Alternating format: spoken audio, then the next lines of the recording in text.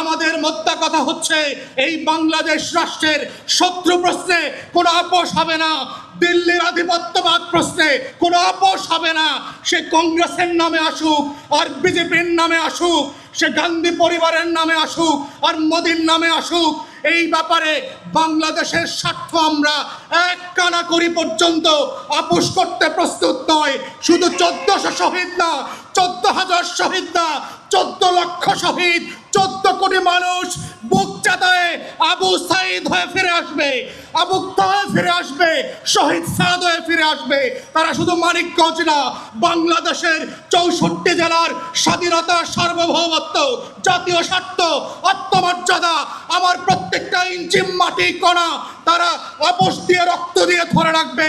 এটাই হচ্ছে 36 জুলাইয়ের আকাঙ্ক্ষা এবং নতুন বাংলাদেশ গড়বার যেই প্রত্যয়, সেই প্রত্যয়ের নাম হচ্ছে বাংলাদেশ 2।